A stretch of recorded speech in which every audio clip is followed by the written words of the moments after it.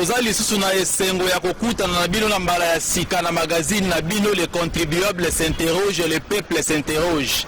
Toko présenter ba condoléances na biso na président Gabriel Chabani oyo abungisi papa na ye. To souhaiter ba condoléances, nzambe abondisa mitema, nzambe a consoler mitema. Bana nyonso les contribuables s'interrogent, le peuple s'interroge. Tozalaki wana na Fatima tango nzoto ya papa ekumba maki pona okende na cimetière nesika na yango ya repos.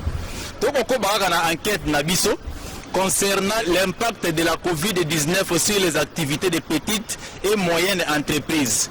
Petites et moyennes entreprises sont classées dans deux catégories. Tous les petites et moyennes entreprises, où le chiffre d'affaires ils ont dépassé 10 millions de francs congolais, quasi inférieur à 80 millions de francs congolais. Micro-entreprise, micro-entreprise, c'est toute entreprise qui réalise un chiffre d'affaires égal ou inférieur à 10 millions de francs congolais. Kasi na makambo ya confinement oyo na mikili nyonso bipai biso ba makambo ya mbongo ezalaki ya koningana. Ba PME ezalaki pe épargné te. Oyo ezali deuxième numéro. Impact de la COVID-19 sur les activités de petites et moyennes entreprises. Le thème et enquête na biso tozali kokoba na yango. Pour ceux qui sont ici phase 1, tokende pe kotala lisusu impact ya COVID-19 sur les recettes publiques. Les enquêtes magazine na biso les contribuables s'interrogent, le peuple s'interroge, tomi pesi musala pona kolakisa bino économie ekotambola ndenge nini. Mimbongo ekotambola ndenge nini. Quelles sont les difficultés que rencontrent les petites et moyennes entreprises pendant et après le confinement? Quelles sont les difficultés sur le plan fiscal? Nakambotali bampako na ba impôt, collaboration na administration na ba service ya l'État. Eko zala ndenge nini? Eko tambola ndenge nini? Pona biso to teya kapeto kokoba koteya esengeli collaboration ezala. Parce que pona biso bana ya les contribuables to lobaka yango mpako ezala lokola likelemba. Likelemba oyo po tambola malamu esengeli bato ya misala ya maboko, bato ya mimbongo, bato ya petite et moyenne entreprise batia mwa ba taxe na bango, ba impôt na bango na libenga ya l'État. Po l'État zo makoki ya kobongisa ekolo.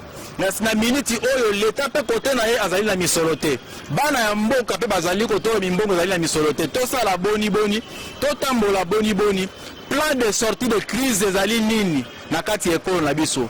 Nde yango ezali sujet à enquête na biso to kiti sur terrain pour continuer deuxième numéro na biso impact de la COVID-19 sur les activités de petites et moyennes entreprises. Kasi lelo spécialement to kozwaka ba activités à service. Impact de COVID sur les activités de petites et moyennes entreprises. Enquête sur terrain. Les contribuables s'interrogent, le peuple s'interroge. Pako eza lokola likelemba. Likelemba oyo esengeli moto na moto bisika azwami atia mwa lomea na libenga ya mbula matali po batongela biso ba l'hôpital. Pe biso to bikaka pe na misala ya maboko. Plus de 80% ya population congolaise ba vivaka se na misala oyo bomonaka tolakisaka bino. Nde yango tokiti lelo awe pa bana ya mboka. Bato ya misala ya maboko pona kolakisa bino misala ndenge ezali kotambola. Impact ya coronavirus sur les activités des petites et moyennes entreprises. Misala ezongi ndenge nini? Clientèle ezali ndenge nini? Ba charge to vanda ki na ndako to liaki misolo.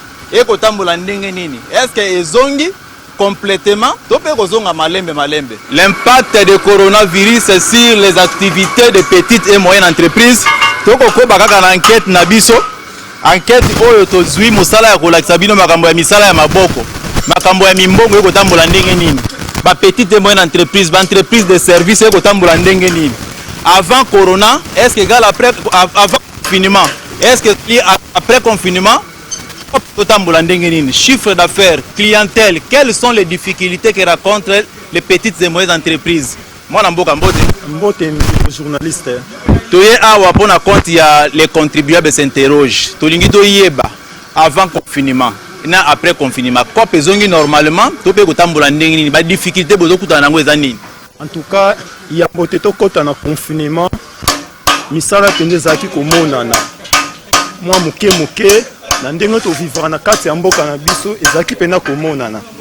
Tango tozu coronavirus na kino ba déconfiner. En tout cas penza circulation zate misala zo kota te tisi. Mais toza pe sous na problème moko. Biso toyebi ke na bakati ya ba ONG lokola ndenge tozali awa leta nde ayaka kofournir biso bagene na kati ya tele boye atie bamateriel afournir babiloko na ye mpe bagene baye baza koapprendre mpona koinvite badésordre ya bakuluna na basite par-ci par-là. Mais awa nde ekoma lokola bilanga ya leta SNEL akoya na bafacture na ye moko ya likolo, régie des eaux akoya na bafacture moko boye oyo eza toza incapable mpona kofuta yango, tandis que na bamisala oyo toza kozwa yango tosenga na leta soki amoni baare ya boye ye nde il faut ayaka kofournir yango mpo bagene bayaka kozwaka formation lokola biso toyaki tete vide mais toza koapprendre tofuti te. En tout cas, ça peut quand même penser bien. Mais à le contraire. Et comment bilanga ya SNEL, bilanga ya l'État, bah ta DGRK donc to lembi bango penza awa. En tout cas, bisona bandeko o ba futisa kampaku. Toza lokwa binemi na bango. Soki baye ba kuti ba matériel awa, ba ebika ke mbongo nde vandi awa. Ba kosenga ba taxe moko bo ebele o tozo kokata ko futa te. Yango l'État a besoin de soins à bandeko wana ya taxe. Toyebi ke bango il faut pas futa makana l'État. Que biso to koki ko futa ka bango te. Mais bango bazo yaka biso ne to futa ka bango ne sika l'État a fournir biso pour futa ka bango. En tout cas mingi penza le bezate par rapport ya makambetali pas quoi l'État mais l'État a besoin ba préoccupation pour na batunaye na makambetali ba taxe na ye. Bongo programme o eza na niveau ya Banque mondiale. Batie 100 millions de dollars américains pour soutenir misala ya maboko après coronavirus. Est-ce que vous êtes au courant? Boyebi yango ba condition pour na misolo boyebi yango? En tout cas, toyebi condition moko te préoccupation moko te à l'état pour na 100 000 dollars ou ataki na banque wana. Toyoki pata liso nango te awa. Tozo senga na papa ministre, en tout cas ye moko asala ba descente na ba télé nyonso. Bisika nyonso ba télé mécanique eza na ba télé menuiserie. Yemo penza kita po ba télé za pona ko salisa de jeunesse po jeunesse ya lelo yango za eko salisa gouvernement lobby na makambo ebele po tozo vivre na technique na kati ya mboka na biso tomoni confirmer ye mais misa maboko ezali toujours ko fonctionner. En tout cas na suki wana ni konzo le bezate. Merci. Les contribuables s'interrogent, le peuple s'interroge. Toko ko base na enquête na biso to kitaka na terrain pona ko zuwa ba desiderata ya bana mboka, ba difficulté ya bana ya mboka, l'impact de coronavirus sur les activités de petites et moyennes entreprises. Atelier ndenge boko mona yango boye, soki oyebaka te, jeune nyonso omoni apasima na ye azali na mokumba. Misusu bafutelaka, misusu bazali na basi, misusu bazali pe na bana. Kasi babingaka se na misala oyo ya maboko. Nde bako senga na mbula matali. Omeka mpe koya kokitisa bango mokumba na mambo etali bampako. Kolimbolela bango penda, kolimbolela bango baye bakamakambo ya mpako ndenge ni bakoki kofuta de sorte que mutu afuta oyo esengeli. Et puis après coronavirus oyo nano masolo na nezongi nano kibela normalement te yango tozali kotambola pona koyeba ba impression ya bana mboka. Quelles sont les difficultés que rencontrent les petites et moyennes entreprises après le déconfinement? Impact de la COVID-19 sur les activités de PME. Nous sommes sujets à enquête. Nous allons continuer to bandaki na grand marché central. To quitter la cité pour na koyeba yango pour na kutala misala ya bana mboka. Kutala misala ya bato ya misala ya maboko. Ndenge bazali ko évoluer. Les contribuables s'interrogent, le peuple s'interroge.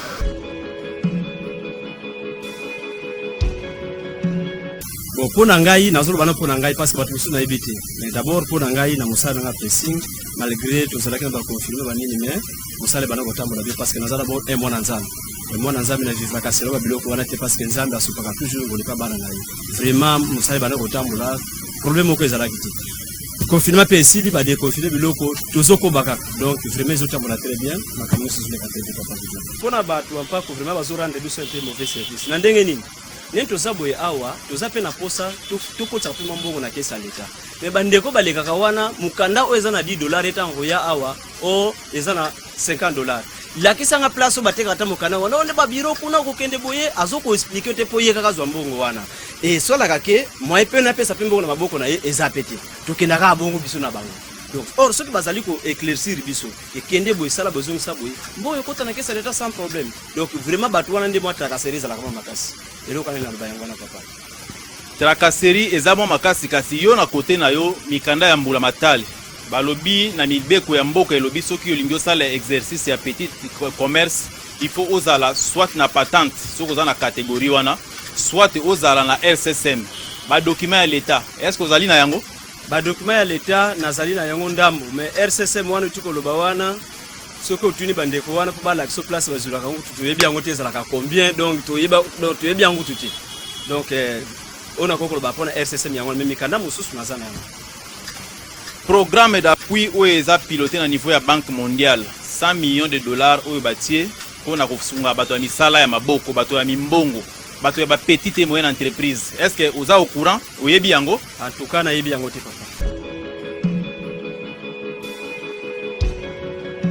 Les contribuables s'interrogent, les peuples s'interrogent. Tout ça c'est kokoba na enquête na biso akoloba nini kutanaki na yango pendant après. Est-ce que misala ezongi normalement? Est-ce que ba activité ezongi normalement? Après confinement, misala eza vraiment na difficulté makasi. C'est une maladie eza pandémie et frappé vraiment mokili mobimba na domaine nyonso eza na domaine moko etikati. Do net domaine biso pe ba quoi faire eza passe makasi par rapport à ndenge avant confinement et ezala. Malgré on avait de petites difficultés, mais cette fois-ci, ça s'est empiré encore une fois de plus par rapport à revenu de Batobandozoa, bon, peut-être nous commis divisé peut-être par 4 par rapport à ce qu'il gagnait auparavant, ce qui fait en sorte que moyen Moutouata la paix boya s'intéresser à au Katasuki et aux seulement difficultés makasi et puis difficulté Moussou Tokotana un mois après confinement Isaïke biso batolo rabanda kuna Gombe na ville de Babayer ba salement contre temps de telle façon que cette obligation là de payer tout le monde qu'on n'a pas consommé mais tout ça obligé photo yango maintenant le revenu est devenu très minime, on n'arrive pas à s'en sortir, nous avons une difficulté vraiment énorme. Vous voyez-vous que aujourd'hui, depuis le mortuaire, tu m'as trouvé ici, ça fait plus de 2 heures de temps dans un salon de coiffure, en plein centre-ville, et précisément au Palais présidentiel, ça fait plus de 2 heures de temps. Il n'y a personne qui entre à l'intérieur. C'est ce qui prouve que vraiment, il y a vraiment une difficulté énorme. Auparavant, on ne pouvait pas avoir même le temps de faire cette interview parce qu'il y avait des clients qui entraient à tout moment, qui sortaient. Mais pour le moment, on a cette difficulté-là et nous sommes vraiment dans un contexte où les autres salariés, on n'arrive pas à s'en sortir. C'est pour cela que je lance un cri de cœur à notre gouvernement central s'il peut faire en sorte de penser aussi à nous, les petites moyennes entreprises, c'est qu'en d'autres termes qu'on dit le PMI. En 3 moments, nous avons une difficulté énorme. Moi, je suis classé dans une catégorie de petites et moyennes entreprises. Nous payons ce qu'on appelle la patente. C'est lent, on paye ça lent. Mais après les événements malheureux qui viennent de se passer, mais quand même, il y a une compréhension entre nous et les services de l'État. Je sais qu'il y a une somme d'argent, si je ne me trompe pas, de 100 millions de dollars américains qu'on a mis afin de promouvoir les petites et moyennes entreprises. Bon, avant Corona, commentaires était parce que tout est juste Kobanda, mais néanmoins, juste au début là, en plein Rezalaki quand même. Subitement Corona tokangi toke confiné na bandako hier tozongi ezaki vraiment facilité vraiment tozongaki avec beaucoup de difficultés petit à petit l'activité comme kozonga mais en plein notre liboso na hier tofongolaki jusque là na nozongité l'été ezaki bitumba makasi na ba bayer bao bazaki compréhensif. Sur les 3 mois, il faut que les locataires na bango mona 1 mois et demi. Bamsusu aboyi kokita, abi fufuta kanyosto pourquoi parce que matériel na yo ezalaki na kati yanda kuna ye makambo ke bozaki opérationnalité concernée été. Mais certains aussi bazana ba compréhension malamu, babi bon c'est les 3 mois futaka ka mois moko. En dehors de ça, nous avons ce qu'on a rambo ya bampaku. bango bayebi te ke tovandaki na banda koyeke activité ezotambola te. Tout ça là, c'est parce que choix exacté, nous sommes obligés de tenir quelles que soient les intempéries. Et on tout ça là, sinon on ne laisse tout kangaki. Mais ça au kangi pour ça les. Voilà, muto potanaka, nengo wana baye to soigner bakei, rendez-vous mususu baye. Jusqu'à ce qu'il y a lire normal les musala ezonga pour que tous en a facilité à kofuta et ben pas à attirer d'abord attention à bakonzi yamboka. Dire que Banque mondiale a payé 600 millions, oui, mais bakopé ça va crédit na banani. Parce que tu as dit que comportement est continue biso, on ne peut pas se voiler les faces. On va zaka ce biloko nengwane ye, kanya ke ye, mais c'est que bo continue bango monanaka. Allez, à comment le ba relation bande konaye ye moko a créer des petits peuples au monde yangote. Ce qui est loko ye pour na peuple. Bosunga peuple wana pour na nini? Peuple wana azoko aider l'état. D'abord, la petite et moyenne entreprise, azo futa mpako azo aider l'État na ko réduire taux de chômage. Ou que concerner peuple, ba panzango pour na peuple. S'il faut ça la campagne de sensibilisation pour que bato ba ye ba base le courant na yango, ba sala yango et puis ba expliquer ba modalité na yango. Mais bien na biso atebele ba linga so na ba information te. Merci na j'ignore les contribuables pour na mosala kitoko zo sala. Neti masolo ya 100 millions pour na ba petite moyenne entreprise. Na ba ki yango te, ce qui yote. Nanga na kango pete po masolo boye pa na biso balesango penda mingi na médiaté alesaka une deux fois pour que ici que tu vas comprendre que eleki ba tu vas informer oh rien. Donc merci quand même na émission na yo na kosenga vraiment au kenenango liboso multiplier ba effort pour que evanda.